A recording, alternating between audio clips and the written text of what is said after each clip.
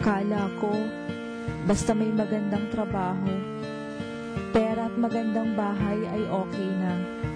Hindi pala. Parang may kulang. Bakit ganito? I feel some kind of emptiness despite of my success. Kamusta na kaya sina inay at itay sa probinsya? 5 Pasko ko na pala silang hindi nakikita at nakakasama. Aanhin ko pa ang mga karangyang ito sa araw ng Pasko.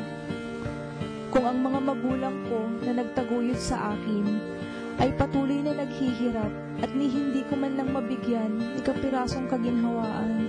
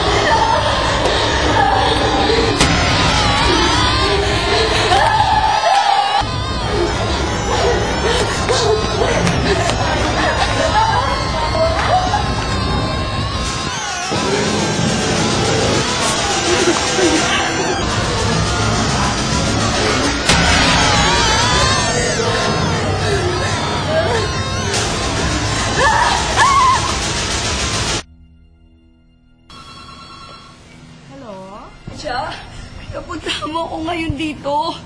What? Ngayon na. Mamaya ako napapaliwanag. Takot na ako dyan ngayon na dyan. Okay, I'm on my way. Everything's gonna be fine. Just stay calm, stay where you are, okay? Bye.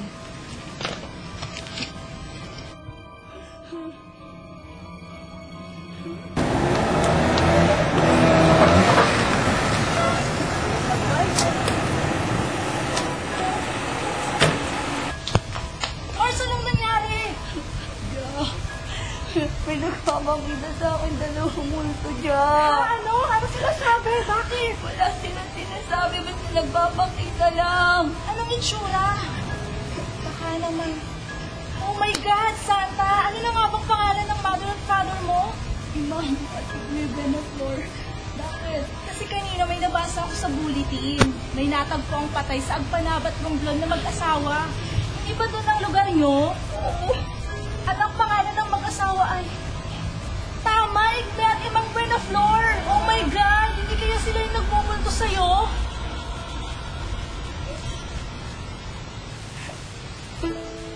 Alam mo, Santa, ang karangyaan at tagumpay ay hindi nasusukat sa kinang ng alahas o magandang sasakyan o bahay.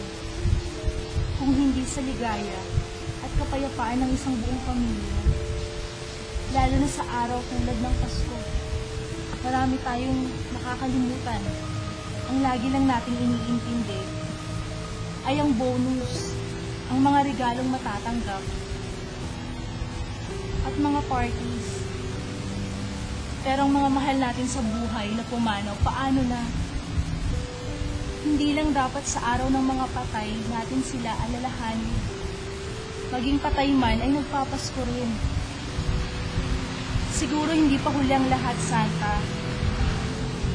Para maipadama mo ang totoong diwa ng Pasko sa iyong mga magulang kahit sila'y namayapa na. Hindi pa huli ang lahat, Santa. Hindi pa huli ang lahat.